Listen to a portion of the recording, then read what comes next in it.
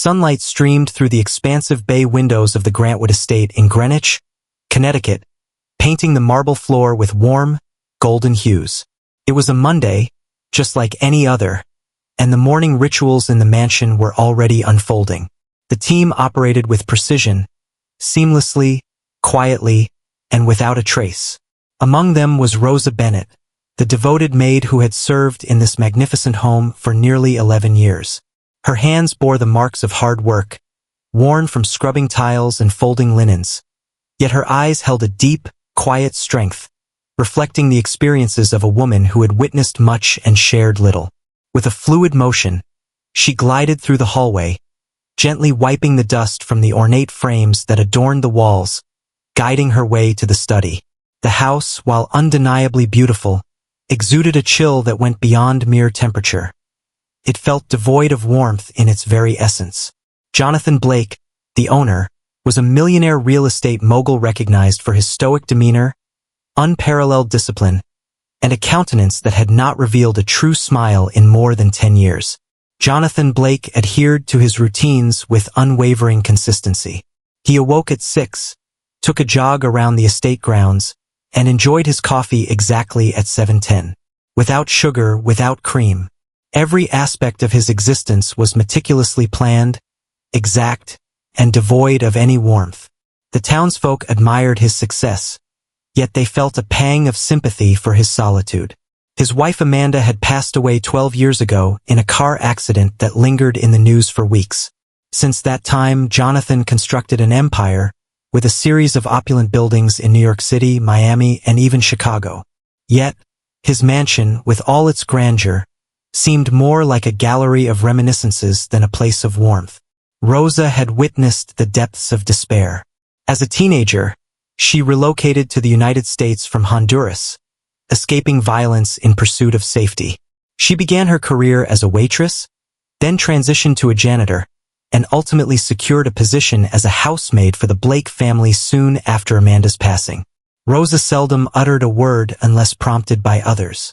Sophie had spent her childhood in the dim corners of this grand mansion, always instructed to remain unseen, not due to Jonathan's orders, but because Rosa understood the silent codes of the affluent.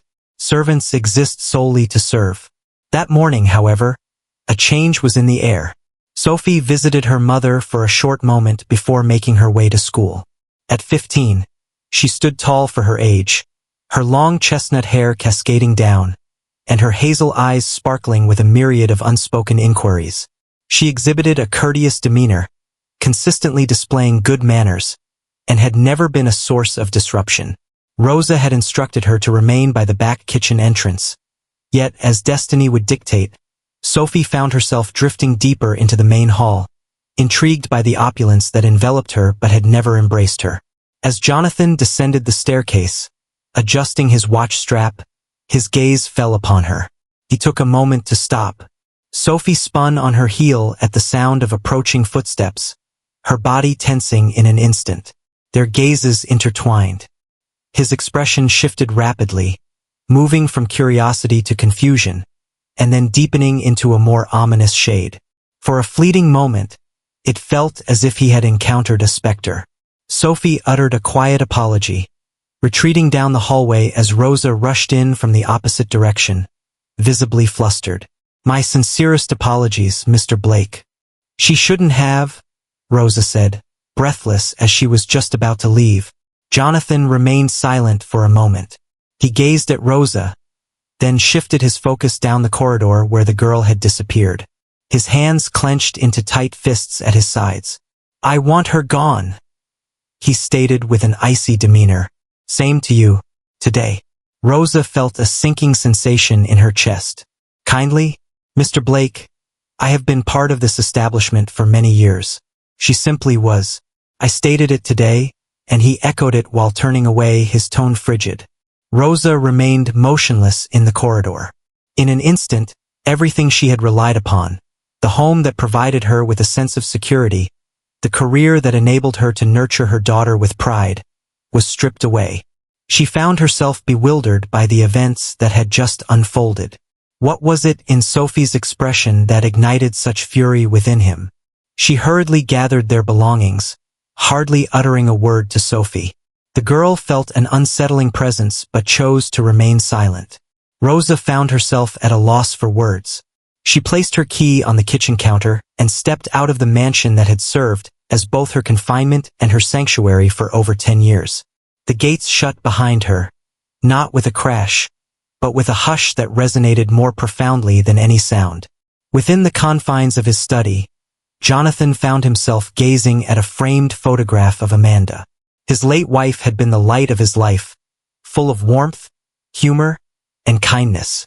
Upon catching sight of Sophie's face, it felt as though he were encountering Amanda once more, not merely in a faint likeness, but in such a vivid manner that it disturbed him to his core. The angle of her smile, the contour of her nose, and the dimple gracing her left cheek, it all defined Amanda. Yet that seemed utterly unattainable. Amanda had never encountered Rosa. Had she? Jonathan grasped his phone, yet paused in uncertainty. The vision of the girl lingered in his mind. There was an unsettling dissonance that gnawed at him, and he had an aversion to anything that lacked clarity.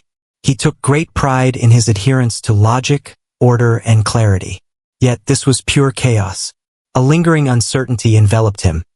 As an inner voice softly murmured truths he wasn't prepared to confront. What if that girl happens to be your daughter? Before we proceed, kindly subscribe to our channel, and don't forget to like and share it with your friends. That night, Jonathan found himself unable to drift into slumber. The image of the girl lingered in his thoughts, refusing to fade away despite his efforts to dismiss it. Each time he shut his eyes, it reappeared once more. The identical hazel eyes, the gentle smile that mirrors her own, and that familiar expression Amanda wore when she found something quietly amusing.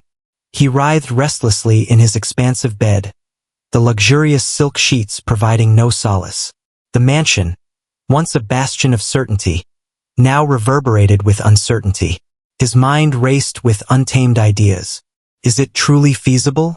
Was it possible that Rosa had been concealing something from him throughout all these years? He attempted to engage in a dialogue with his own thoughts. Amanda had passed away more than 10 years ago. Sophie appeared to be around 15 years old. The schedule was challenging yet achievable. The realization struck him with intensity and swiftness. What if Amanda had been untruthful? Or even more troubling, what if Rosa had? As dawn broke over Greenwich, Jonathan had reached a decision. He was unable to release it. He was determined to uncover the truth, regardless of the price he had to pay. He called off his appointments for the day and retrieved an old journal that Amanda once maintained. Years had passed since he last opened it. Her pen danced across the pages, weaving together accounts of charity events, cherished recipes, and quotes from beloved books. He turned the pages with anticipation, searching for a concealed clue, something that linked Amanda to Rosa. However, nothing caught his attention until he came across a page marked July 2008, just months prior to Amanda's passing. It stated, "Began collaborating with the new gardener and the housemaid. Rosa is quite gracious. Communicates with limited English but appears to be sincere. There's an essence about her that brings me a sense of tranquility." Jonathan stood still. Thus their paths had crossed. He had overlooked the fact that Rosa had become part of their group just around that time. His chest constricted. He approached the drawer that housed Rosa's old employment files. Within her hiring documents lay a photograph, capturing a younger version of her with shorter hair, yet unmistakably Rosa. He gazed at it intently. Is it conceivable that she might have been involved with someone else in the house? Was it possible for Amanda to have been aware of it? Or, heaven help us, was there something shared between him and Rosa that he had chosen to forget? Those months lingered in his mind like a hazy dream. Amanda found herself immersed in a whirlwind of events, while he toiled away into the late hours, burdened by a relentless wave of stress. He remembered indulging in alcohol more frequently during that time, particularly following intense disagreements. But no, that couldn't be. Such a significant matter would surely linger in his memory. Would he not? He chose to reach out to someone who could have the answers. Laura is Amanda's closest companion. Years had passed since their last conversation, not since the funeral, yet she picked up on the second ring. "John," she said, her brow furrowed in confusion. "Is everything all right?" "I need to ask you something," he said, pacing back and forth in the living room, a hint of curiosity in his voice. Laura paid close attention as he recounted the events from the previous day. Firing Rosa, encountering the girl, and the peculiar resemblance that struck him. After a moment of silence, she finally found her words. Amanda never spoke outright. Her words were always measured. Yet, there was a moment when she hinted at a feeling that someone dear to her was harboring a secret. She felt a sense of worry, yet she kept the details to herself, not revealing who or what was causing her distress. It has been said that certain truths are best left undiscovered. That was the final word I received on the matter. Jonathan ended the call and sank into his seat, feeling a wave of emotions wash over him. He gazed through the window, taking in the pristine lawn and the vacant driveway. A 15-year-old girl had completely transformed his reality with a single glance. He understood that he was in search of genuine answers. He had to locate Rosa, yet he had dismissed her abruptly. She might be anywhere at this point. He summoned his assistant Heather and instructed her to discreetly gather any details she could uncover regarding Rosa's current address.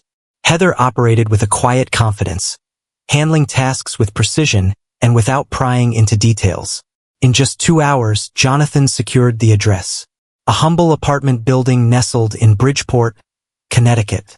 Close in distance yet worlds apart from the opulence of Greenwich. He pondered whether to attend in person or make a phone call. Ultimately, he chose to take the wheel. Certain matters simply cannot be addressed through a phone call. As he drove into the apartment lot later that afternoon, an unusual sense of nervousness washed over him. The structure had a certain age to it, yet it maintained a sense of cleanliness. He ascended the slender staircase to the 3rd level and rapped on the door of apartment 3B. Following a prolonged silence, the door creaked open with deliberate slowness. Rosa remained frozen, her complexion drained, her eyes large with astonishment and a hint of trepidation. "Mr. Blake," she murmured softly. He expressed a need to converse. "Kindly." She moved aside quietly, allowing him to step into the small living room. Books were stacked haphazardly on a rickety table. An aged couch sat nearby, and framed school pictures of Sophie adorned the wall. He gazed intently at one of them. The likeness was even more pronounced in the photograph. He glanced over at Rosa. "Who is her dad?" he inquired directly. Rosa cast her gaze downward, her fingers clutching the edge of her shirt tightly. "What makes it significant at this moment?" "Because I need to know," he said, his voice trembling. "She resembles Amanda perfectly." Rosa felt tears begin to gather in her eyes. "I never intended to create any issues. I never requested anything.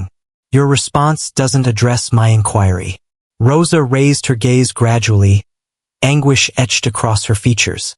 "I'm not entirely sure," she replied. "It was a single night. You arrived home after dark. Amanda had visited her sister's place. You were inebriated and in pain. I ought to have left. I ought to have departed that evening." The atmosphere grew still. Jonathan sank into his seat, feeling a profound emptiness. His thoughts swirled as the fragments started to align. He couldn't recall that night, yet her words resonated with a deep sorrow that felt undeniably genuine. It was achievable, beyond what is conceivable. Sophie could potentially be his daughter. He expressed a strong desire for certainty. "Would you be open to a DNA test?" Rosa nodded with a measured grace, gently dabbing at her tears. "It must remain confidential. For her benefit." Jonathan consented. Thoughts surged through his mind, and his heart thumped in his chest.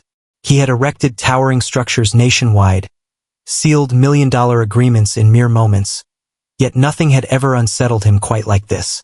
Before we proceed, kindly subscribe to our channel, and don't forget to like and share it with your friends. Jonathan sat in silence in his study, the DNA test kit resting unopened on the gleaming mahogany desk in front of him. The fire crackled softly in the corner of the room, yet its warmth failed to alleviate the heavy chill that settled on his chest. He had devoted the whole day to focusing on his tasks, sifting through proposals, responding to emails, and participating in a board call, yet his thoughts continually wandered back to that small apartment in Bridgeport and the girl with hazel eyes. Since his visit to Rosa, he had kept it all to himself, not even confiding in Heather. The notion that he could have a daughter, a child he had never been aware of, was dismantling all his previous beliefs about his history. He grasped the test kit and gazed intently at the label. All he required was a simple cheek swab from Sophie, and the laboratory would handle the remainder. It appears quite straightforward. Yet, on an emotional level, it was far from that. After a couple of days, he returned to Rosa's apartment. The afternoon was draped in gray, with clouds lingering low over the streets. This time, it was Sophie who answered the door. She regarded him with a serene demeanor, her curiosity piqued above all else. "Are you here to have a conversation with Mom?" she inquired. Her voice carried a polite yet resolute quality, reminiscent of someone far beyond her age. Jonathan took a moment to clear his throat. "Absolutely, I would love to have a conversation with you as well, if that's okay." Sophie acknowledged with a nod and gracefully moved aside. Rosa lingered in the kitchen, observing them quietly, her hands quivering just a bit as she polished a glass with a towel. Jonathan detailed every aspect, recounting how he had spotted her, how he had recognized the similarities, and how he felt compelled to seek confirmation. He refrained from bringing up the night Rosa had referred to, especially not in Sophie's presence. He simply expressed the need for clarity for the benefit of all involved. To his astonishment, Sophie consented immediately.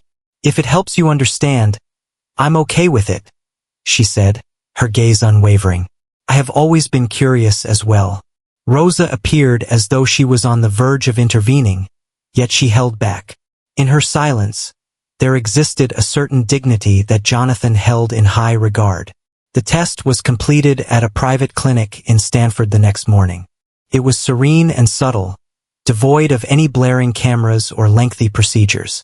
A straightforward swab, meticulously sealed and dispatched to a laboratory in Boston. The results would take about a week, yet Jonathan sensed that each passing hour was elongating into an eternity. In the days that ensued, his demeanor shifted. Heather observed that he had become more introspective and subdued. He requested fewer meetings, enjoyed long strolls around the estate, and dedicated more time to Amanda's old garden, which, though somewhat overgrown, still had patches of blooming beauty. One afternoon, he found himself gazing at a rose bush that Amanda had lovingly planted. After years of neglect, he found himself kneeling down, meticulously pruning each dead stem with care and precision.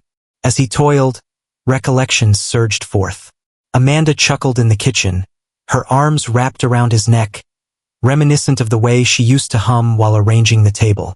The ache of her absence resurfaced, yet this time it intertwined with an unfamiliar sensation. Remorse. He came to the startling realization that the last 15 years had passed him by while he was merely coasting through life. He immersed himself in his tasks, distanced himself from his feelings, and never pondered what could have remained in the past. If Sophie was indeed his daughter, what implications would that hold for the life he had lost with her? Was there any chance he could start to set things straight? He often recalled her face, reminiscent of Amanda's, and the way she had gazed at him with a serene comprehension. Though she was unfamiliar with him, she chose not to reject his presence. 6 days later, the call arrived. The lab technician announced that the results had arrived and could be accessed online. Jonathan acted without a moment's pause. With trembling hands, he opened the file, carefully reading each line twice to confirm he wasn't merely dreaming. The conclusion was straightforward and unambiguous. There is a 99.99% likelihood of paternity. Sophie was his own flesh and blood. The paper quivered in his grasp. For an instant, he found himself gasping for air. Then all fell into a hush. Only clarity remains, devoid of hesitation, carrying the profound essence of reality. He headed directly to Bridgeport once more, disregarding the need to make a call in advance. As Rosa opened the door, he merely presented the file to her. Her complexion drained as she perused the page. Then she gave a slow nod. She whispered, "I knew." I found myself at a loss regarding how to handle it. Jonathan settled into his seat, a torrent of emotions surging within him. "Why was it never shared with me?" he inquired, his voice raspy. Rosa averted her gaze, her eyes glimmering with emotion. "I believed it would have a detrimental impact on your life. You had just lost Amanda. I never wanted to be the cause of your pain." As the years went by, Sophie blossomed, embracing happiness in her journey. "I had no desire to take anything from her, or from you." He gazed at her, awestruck by the silent power she possessed. "You ought to have informed me," he remarked. 15 years slipped away from me." Rosa gave a subtle nod. "I understand. I apologize." Then Sophie emerged from the hallway. She was aware of it all. She remained silent, not shedding a tear or uttering a word, simply walking over to sit beside Jonathan. "Indeed, it is true," she murmured gently. "You are my father." Jonathan pivoted towards her with deliberate slowness. "Indeed, I exist." They lingered in quietude for an extended pause. At last, a smile graced Sophie's lips. "That's quite strange," she remarked with a chuckle. "Yet it has a certain charm." Jonathan chuckled, the tension easing just a bit. He gazed at her and perceived not merely Amanda's traits, but something uniquely hers. Witty, tenacious, luminous. "I wish to be included in your life," he expressed. "If you would permit me." Sophie nodded, her smile remaining warm and inviting. She suggested we begin with coffee.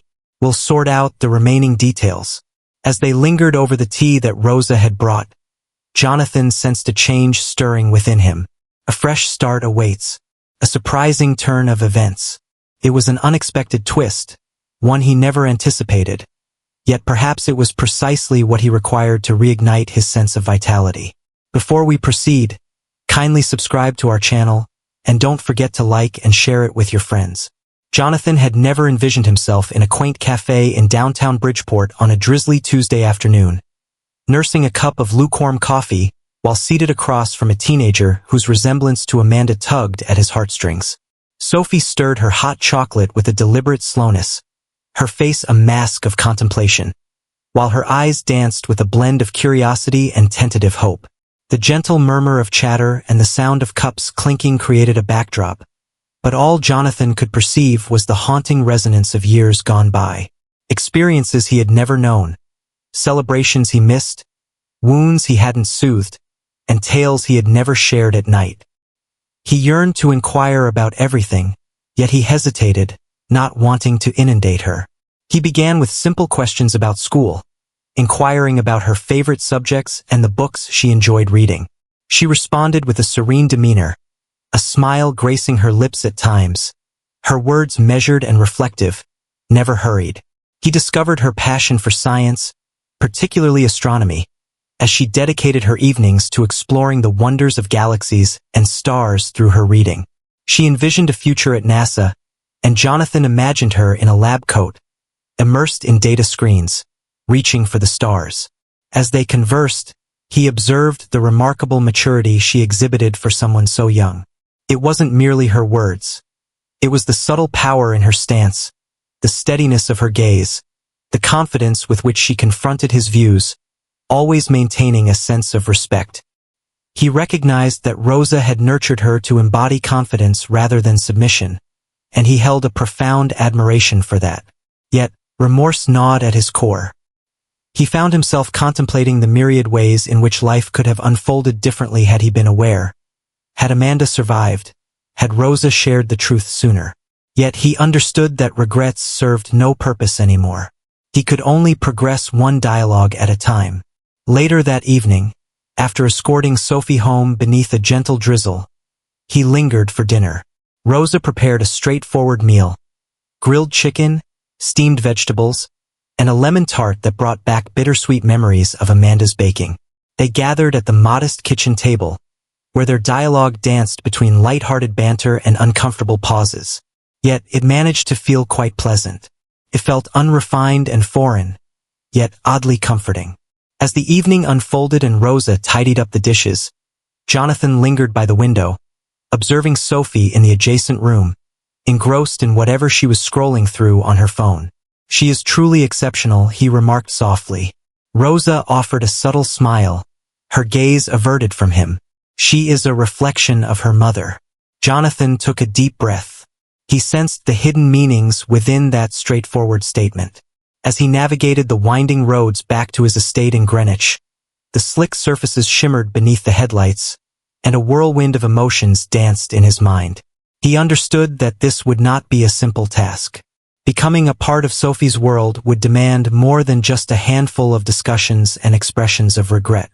She had spent her entire existence without a father figure. Here he stood, anticipating the opportunity to embrace that role. Time is required for this process. Endurance, comprehension, yet he was open to it.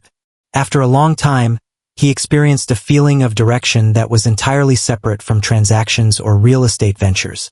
It was intimate, unfiltered, and genuine. The next weekend, he extended an invitation to Sophie and Rosa to come to his home. Rosa paused momentarily, yet Sophie was filled with intrigue. "I want to see where you live," she said with candor. "It's just right. You've witnessed my dwelling." Rosa finally consented, and on Sunday morning, Jonathan arrived in a humble sedan to collect them. Not his typical high-end SUV. He sought to bridge the gap rather than let wealth create separation. As they approached, Sophie's eyes grew wide, taking in the sight of the long, winding driveway ahead. The estate exuded a subtle elegance, unmistakably impressive in its stature. Lofty oak trees flanking the driveway, vibrant gardens flourishing in the early spring, and the grand ivy-clad house standing resolutely at the end like a silent guardian. "This feels unusual," Sophie whispered as she exited the car.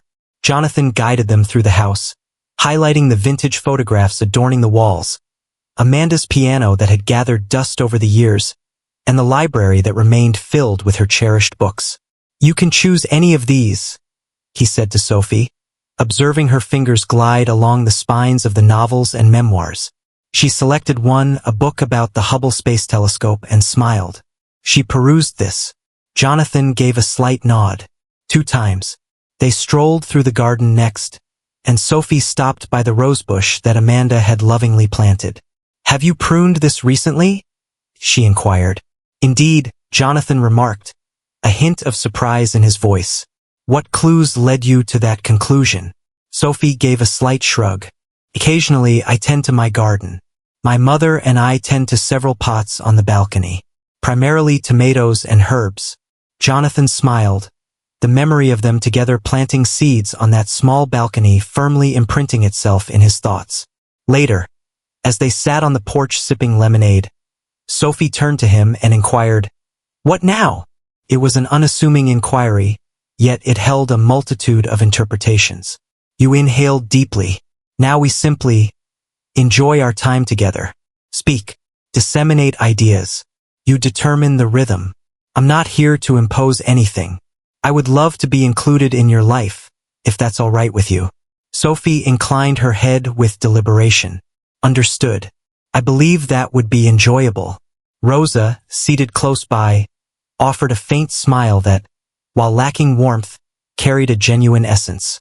She continued to harbor her doubts, and Jonathan found it hard to fault her for that. Yet, there was no animosity, only a careful sense of optimism. As the sun sank beneath the horizon, bathing the lawn in a warm golden glow, Jonathan experienced a sensation he hadn't known in years, a profound sense of contentment.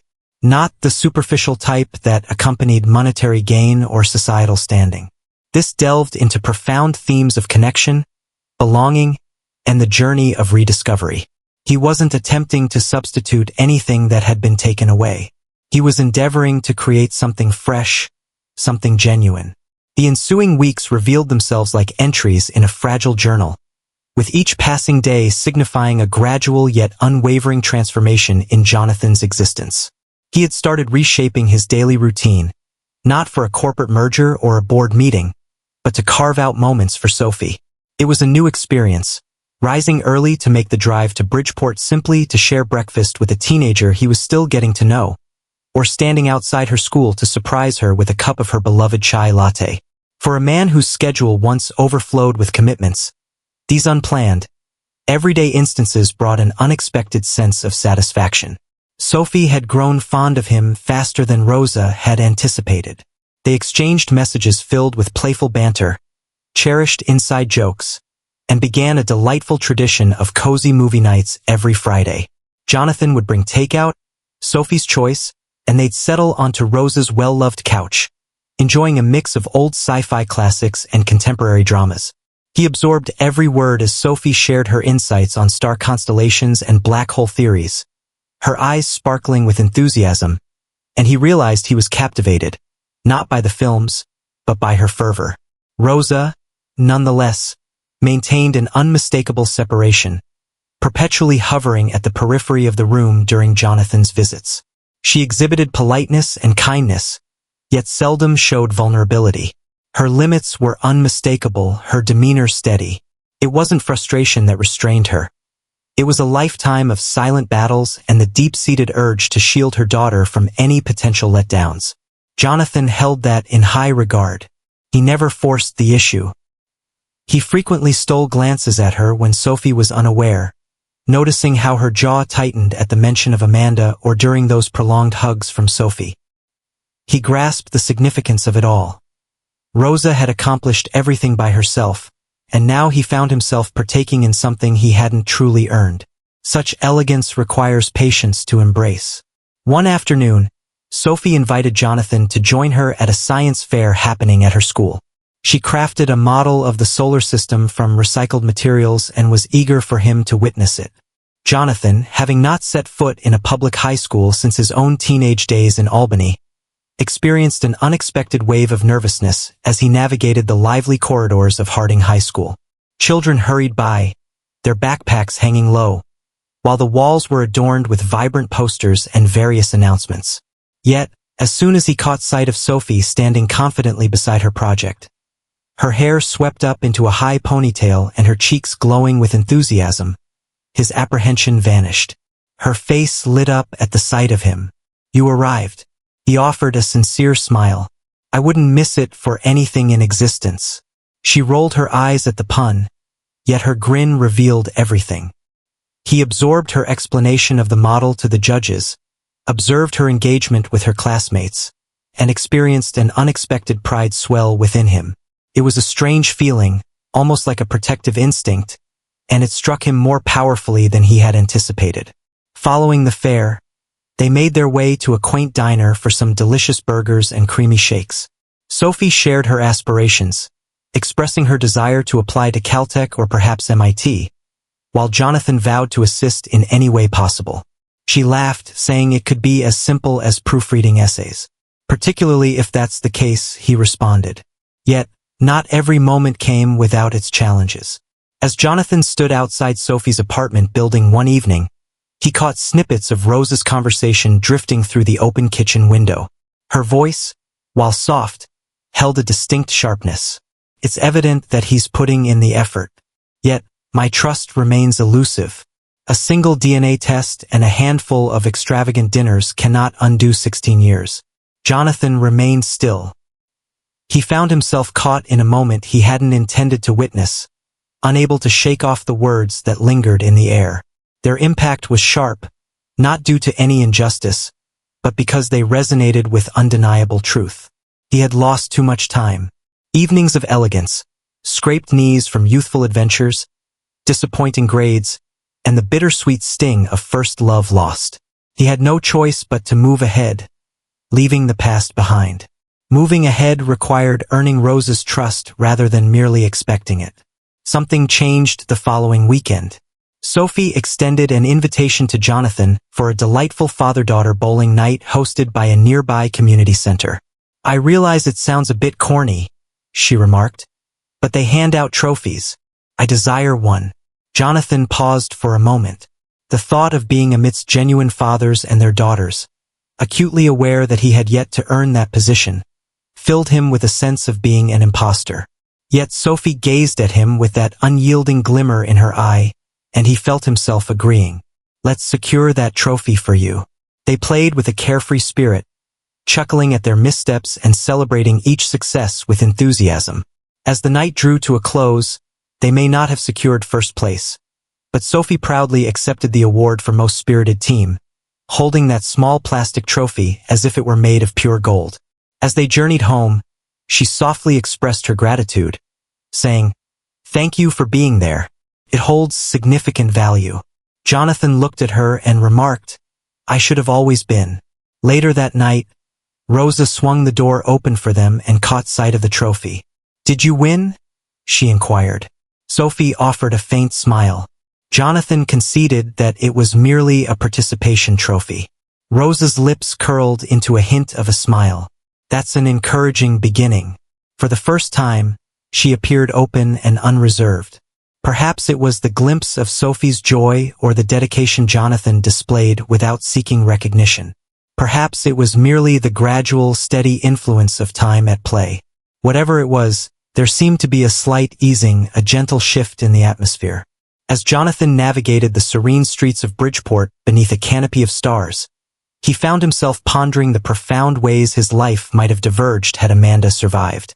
However, he quickly moved on from that thought.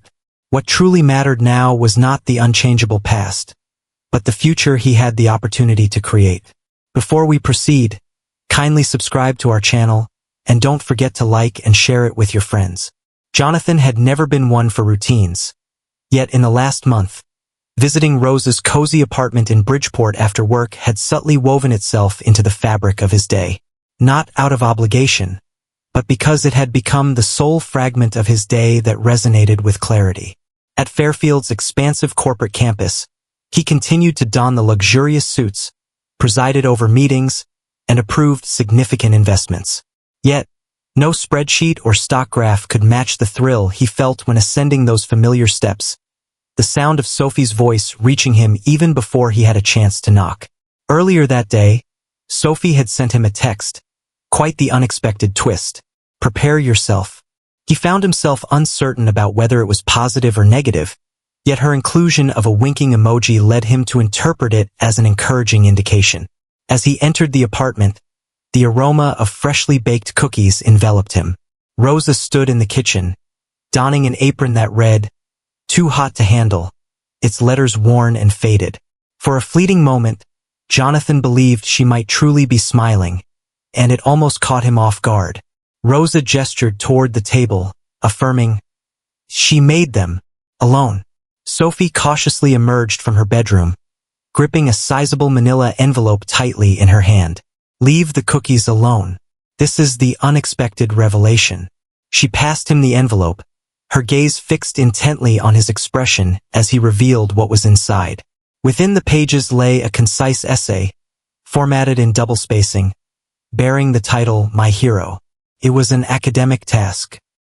He started to read softly, and the words seemed to siphon the very breath from his lungs.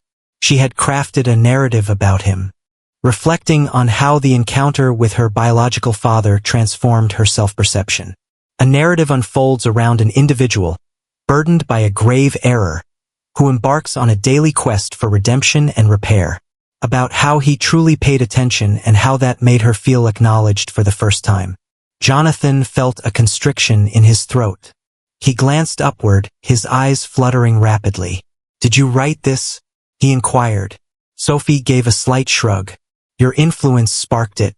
Rosa, her voice gentle from the kitchen, shared the news that she received an A. Jonathan had received numerous accolades, trophies, and flattering features in magazines, yet none of them resonated with him quite like this one-page essay did. He aimed to express something deeply meaningful, yet all he could articulate was, "This means the world to me." As they gathered around the modest dining table, indulging in cookies, he caught Rosa observing him with a newfound intensity. More daring, perhaps even inquisitive. Once Sophie settled into her slumber, Jonathan remained by the door, hesitant to leave. "That piece," he remarked. "It encompasses all." Rosa gave a subtle nod. Her sincerity is undeniable. However, it's important to understand that she holds on to hope. Such hope is delicate. Indeed, he responded. I will not disappoint her. The following day, Jonathan arrived at an unexpected decision. He reached out to his attorney in Stanford and initiated the legal proceedings to officially add Sophie to his will. More than just a symbolic trust fund, it needs to be something meaningful. It conveyed, without any fanfare or bold statement, that he acknowledged her as his daughter, completely and irrevocably. He hasn't informed Rosa yet, not due to any concealment, but rather a desire to execute it properly. Achieve it, don't proclaim it. He started reaching out for assistance. College counselors, grant officers, and scholarship board members are inquiring delicately about the type of assistance a talented girl from Bridgeport, who has achieved high SAT scores, may require. He never imagined he would find himself crossing that line, blending personal experiences with impact, yet this seemed unique. This was a journey of parenthood, not a transaction. On a rainy Friday evening, Jonathan extended an invitation to Rosa and Sophie for dinner at a quaint little restaurant in New Haven, a place he frequented during the time Amanda was still with them. The atmosphere was simple yet inviting, with warm food and gentle lighting creating a cozy ambience. Sophie donned a navy blue dress, a piece that Rosa remarked had been worn for her 8th grade graduation. Jonathan presented her with a delicate bouquet of daisies. I searched online for your favorite flower, he admitted. She smiled broadly. Rosa sat opposite him, initially cautious, yet by the time dessert arrived, they found themselves exchanging tales from their youth. He discovered that Rosa had a passion for drawing portraits in her teenage years and once aspired to be an art teacher, but life took her on a different path. He inquired about what held her back. Cash, she responded. Timing is everything. Infant. The typical explanations. He remained silent, absorbing every word. For the first time, she met his gaze without flinching. As the evening drew to a close, Sophie made her way to the restroom, leaving the two adults in solitude. You've changed, Rosa remarked, not in an accusatory tone but with a touch of curiosity. Jonathan savored a sip of his wine. I was unaware of what had been absent from my life. And now I understand. That's what people tend to say, she responded. They often don't intend it that way. He spoke softly, emphasizing his sincerity. I wish to assist her. It's more than just about college or finances. I wish to support you in the moments you've supported me. The small details. The significant matters. Everything. Rosa gazed at him, her eyes lingering on his face for what felt like an eternity. If you cause her pain, my forgiveness will be forever out of reach. He gave a slight nod. That seems reasonable. Upon returning to the apartment, Sophie embraced him with an unusual intensity. It was the most incredible night, she murmured. Jonathan navigated the road home in silence, the rain tapping gently against the windshield, creating a soothing rhythm. He experienced an unfamiliar sensation, a gentle wave of tranquility. The adventure was far from complete, and challenges lay in wait on the path ahead. Yet, for the first time, he wasn't merely attempting to rectify an error. He was crafting something original, something genuine. Before we proceed, kindly subscribe to our channel, and don't forget to like and share it with your friends. On the subsequent Monday morning, Jonathan found himself seated at the expansive mahogany table within his office at the investment firm in Stanford. He attempted to concentrate on the board meeting, yet his mind continually wandered back to thoughts of Sophie and Rosa. He hardly registered the financial analyst's quarterly report or the news about the firm's new partnership in Seattle. He couldn't shake off the thoughts of Sophie's essay, her laughter echoing through dinner, and the way Rosa's eyes softened just a bit as they shared that moment across the table. A few months back, he could never have envisioned himself in this situation. Deeply connected, personally committed, truly joyful in ways no amount of wealth could ever provide. The meeting concluded, and he made no effort to stay behind. Instead, he headed directly to Bridgeport, a choice he would have never entertained during the weekdays prior. He grabbed 2 coffees and a small bag of chocolate croissants from a bakery that Rosa had once mentioned she liked. When he knocked on the door of her modest apartment, she answered wearing a sweatshirt and sweatpants, clearly taken by surprise. Is everything all right? she inquired. All is well, he remarked, lifting the bag with a sense of assurance. I thought it would be nice to swap breakfast for some good conversation. She moved aside in silence, and for the next hour, they lingered at her small kitchen table, sipping coffee and engaging in conversation about both trivial and profound matters. That day signaled a subtle change in their connection. It lacked romance, at least for the moment, but it transcended mere co-parenting. Rosa exhibited a sense of caution, yet Jonathan noticed that her defenses were slowly beginning to fade away. She even chuckled at one of his terrible jokes, and when Sophie came home from school and discovered him there, she appeared unfazed. He's become a fixture around here, she quipped, tossing her backpack onto the couch. In the coming weeks, their lives started to intertwine in subtle yet significant ways. Jonathan assisted Sophie in getting ready for her science fair, taking her to a hardware store in downtown Bridgeport for supplies and collaborating with her on the project in his garage in Westport. They burned the midnight oil, enveloped in adhesive and circuitry, sharing more laughter than productivity. Rosa would gather with them for dinner on weekends, and occasionally they would embark on long strolls along the beach in Seaside Park, wrapped warmly against the crisp Connecticut spring breeze. These were simple moments, yet to Jonathan, they seemed like pieces of a life he hadn't known he had always desired. On a leisurely Sunday afternoon, as Sophie enjoyed the company of a friend, Rosa and Jonathan found themselves in his cozy living room, savoring cups of tea. A pause in the dialogue revealed an entrance he had been lingering by for weeks. He started thoughtfully, considering ways to simplify things for you and Sophie.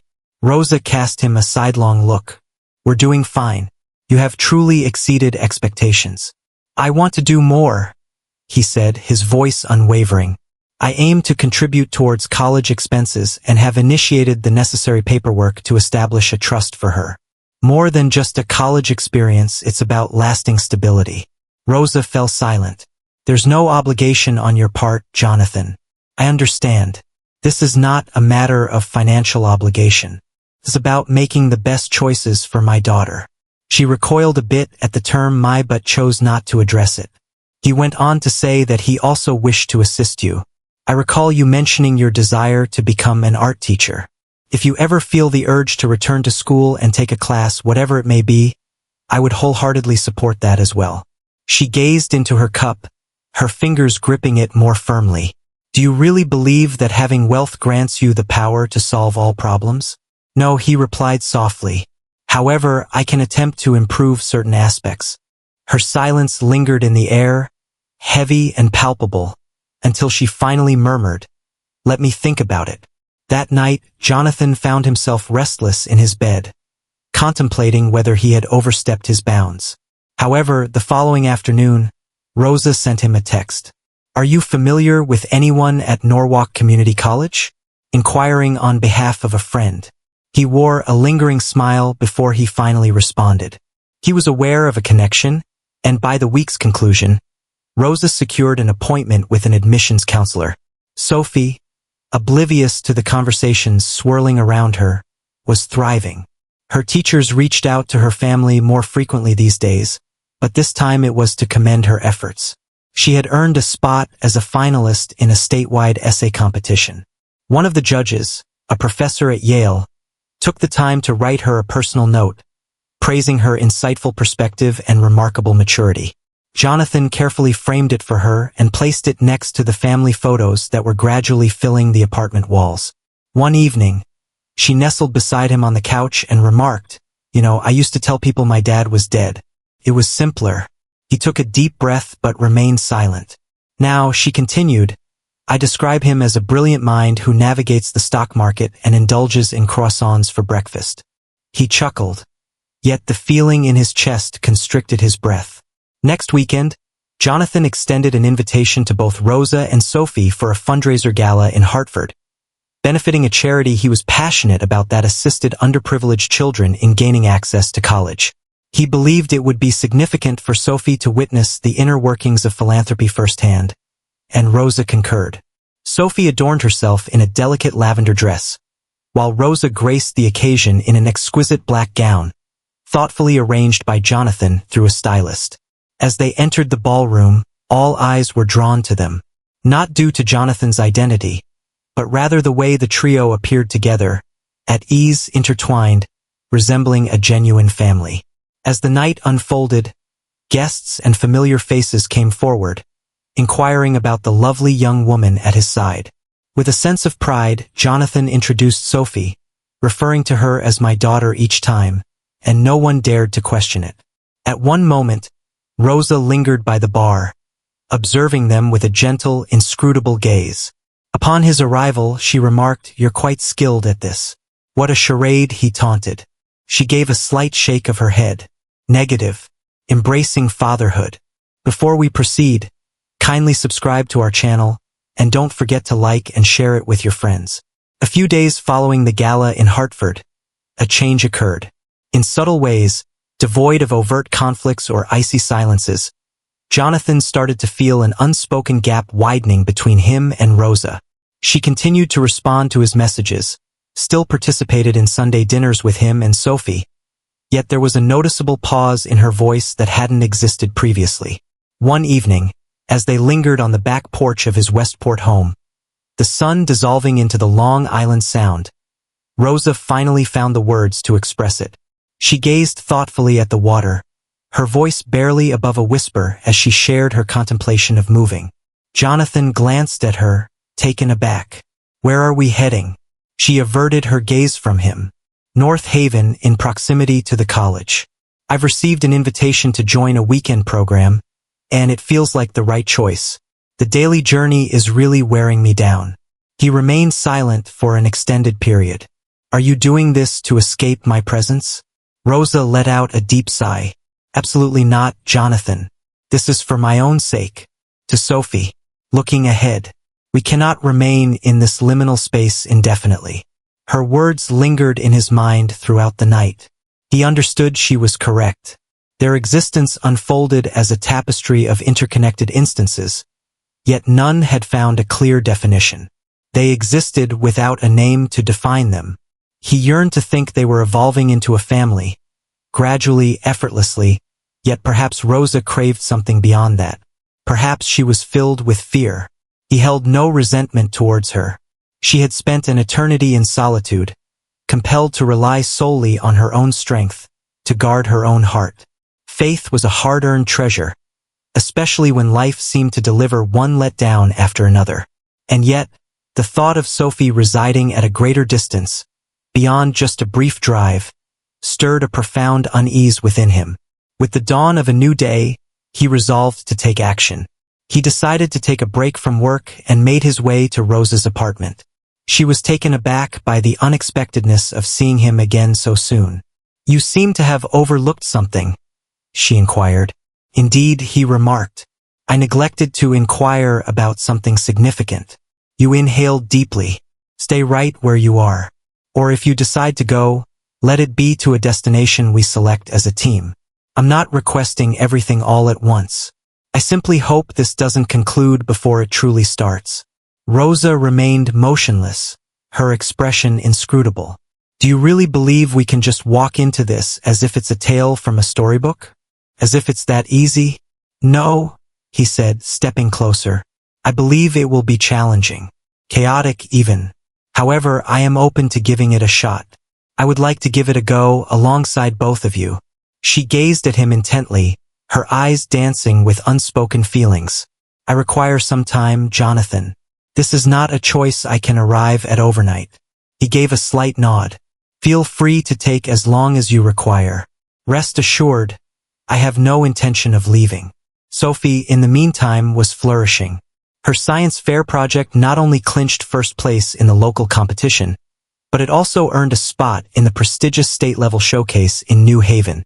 She was overjoyed, and both Rosa and Jonathan made sure to free up their calendars to support her.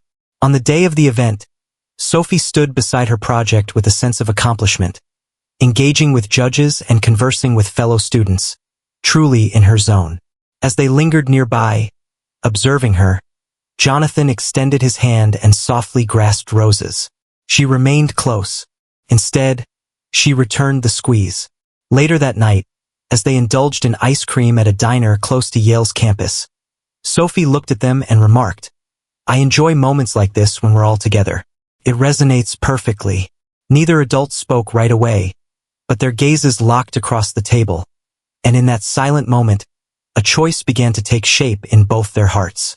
The following week, Rosa discovered a quaint rental house in West Haven, conveniently located just 25 minutes from Westport and 15 from the college. It wasn't a monumental shift, but it made a difference, clearly indicating that she wasn't fleeing. Jonathan assisted with the deposit, yet allowed her to handle all the signatures on her own. She valued her independence, even while graciously accepting assistance. The day of the move was filled with chaos and deep feelings. Sophie was absolutely delighted with her new room, featuring a window that overlooked the backyard and ample space for her collection of books and posters. Rosa sat in silence, yet there was a sense of calm about her that Jonathan hadn't witnessed in weeks. After the boxes had been unpacked and the pizza boxes cleared away, he found himself in the living room with Rosa that night. "I prefer to take my time with this," he said, "yet I stand present, as long as you permit me to remain."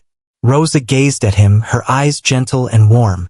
"Let's approach it one chapter at a time."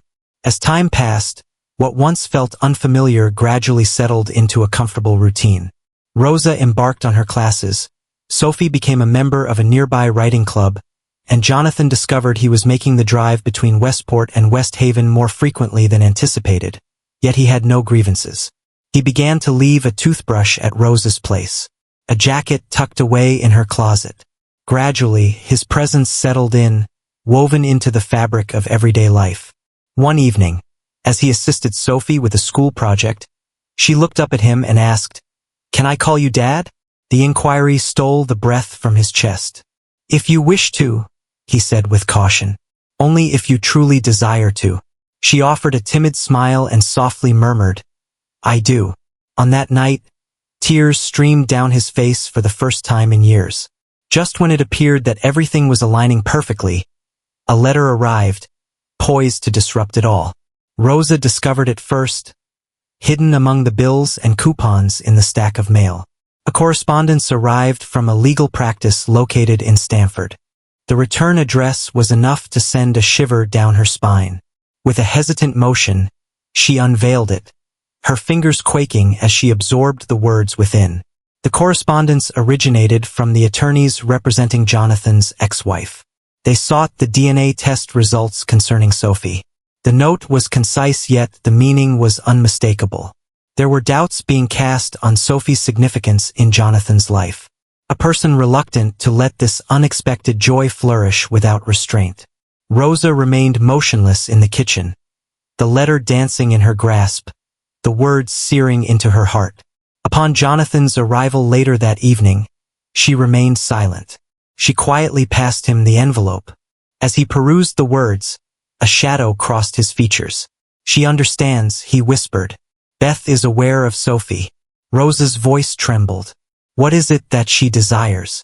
Jonathan glanced upward, his eyes brimming with rage and an undercurrent of something deeper, trepidation. "She aims to destroy it all." Before we proceed, kindly subscribe to our channel, like our content, and share it with your friends. Raindrops began to descend upon the serene neighborhoods of Newton, Massachusetts. It felt as though the heavens were finally shedding the burden of stress that had accumulated over the past weeks. Benjamin found himself in solitude within his sunroom, the DNA reports spread out on the table next to him. His world, previously segmented into clear distinctions, wealth, power, trust, had been irrevocably unsettled. The revelation that the little girl he had once perceived merely as his maid's daughter was, in reality, his own flesh and blood, had unearthed deep-seated wounds within him that he had never realized were there. Visions of his wild days in Los Angeles began to resurface, a time brimming with celebrations, transient connections, and impulsive decisions. He recalled her vividly, Sophie, gentle and thoughtful, the girl who would tidy up the chaos left behind from his reckless evenings in that Beverly Hills condo. He had never envisioned that she would hold onto something so enduring from that time. His daughter. In the quiet of her modest Somerville apartment, Danielle observed her daughter Leah, engrossed in a world of color as she scribbled with crayons on the floor. Sophie had revealed it all to her. The position she accepted with Benjamin all those years ago, the singular error that altered her existence, and the choice she resolved to keep from him forever. Danielle had refrained from posing numerous inquiries. Sophie had been a cherished friend, and when she departed from this world last year, she entrusted Danielle with a heartfelt promise to nurture Leah as if she were her own. Balancing part-time jobs and daycare was no small feat, yet Leah infused her life with a joy that surpassed anything else. And now that happiness had morphed into a whirlwind of inquiries when Benjamin dismissed her after catching a glimpse of Leah's expression and sensing something more profound. The DNA test merely validated what her heart had long known.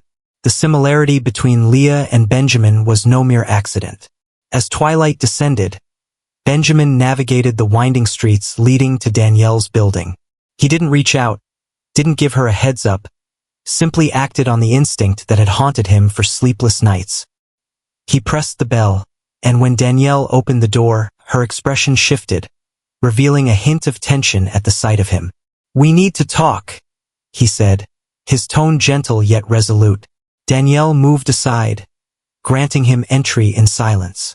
Leah lifted her gaze from the ground, her small eyes sparkling with wonder and curiosity. "Hello," Benjamin said, kneeling down, uncertain of how to communicate with a child who was his own daughter. "Hello," Leah said softly, extending a crayon towards him. Danielle observed, caught in a delicate balance between tears and a smile. Benjamin inhaled deeply and positioned himself opposite Danielle at the kitchen table. "I perused the findings," he remarked.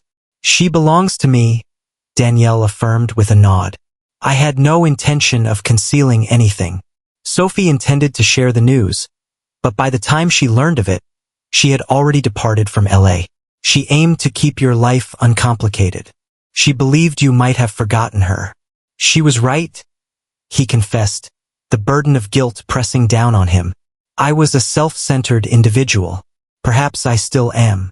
However, witnessing Leah on that particular day, I'm uncertain if there has been a shift within me. I didn't let you go out of anger towards you. I let you go because every time I looked at her, the truth was undeniable." Danielle gazed at him, her expression beginning to soften. "What comes next?"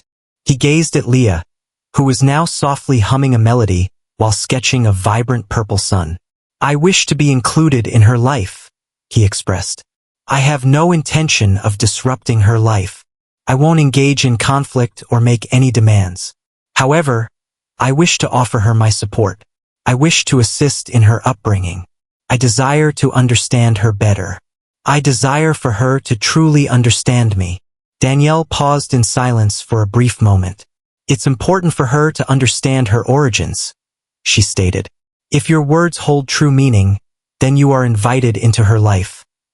But please, don't cause her any pain, Benjamin. Refrain from making commitments you cannot fulfill. She has endured so much already." Starting from that day, Benjamin made it a point to visit them every weekend. Initially, Leah found herself puzzled by his identity, yet she relished the time spent together. He gifted her storybooks and puzzles, and on one occasion, he even surprised her with a puppy. Danielle chuckled and playfully reprimanded him for indulging her. Yet the joy radiating from Leah's expression made every admonition worthwhile. Gradually, they all found their way into a fresh cadence. Benjamin initiated a college fund for Leah and engaged a private tutor to assist with her speech delays. But beyond wealth, he offered her his time. Every night during his business trips, he would read to her over video calls, and when it came time for her kindergarten recital in Quincy, he sat in the front row, tears glistening in his eyes. As the months rolled by, winter gracefully gave way to the vibrant embrace of spring. Benjamin welcomed Danielle and Leah to his home for dinner, this time as guests rather than employees. The team had adjusted the air warmer. Leah dashed through the garden, her laughter ringing out as Benjamin and Danielle observed from the porch. "You know," he remarked, taking a sip of his coffee, "for the first time in my life, I feel like I'm finally getting it right." Danielle smiled. "E o que existe. She's fortunate to have you." "I'm the fortunate one," he responded, his gaze locked on Leah. She saved me. Thus, a narrative that commenced with doubt and quietude blossomed into a tale of affection and salvation. Benjamin, the millionaire who once viewed individuals merely as employees and challenges to overcome, had discovered someone who transformed his perspective on life. A young girl possessing her mother's gaze and his cheerful grin. It was far from a fairy tale. Challenges remained, wounds awaited healing, yet hope lingered on the horizon. At times, that's precisely what it takes to start anew.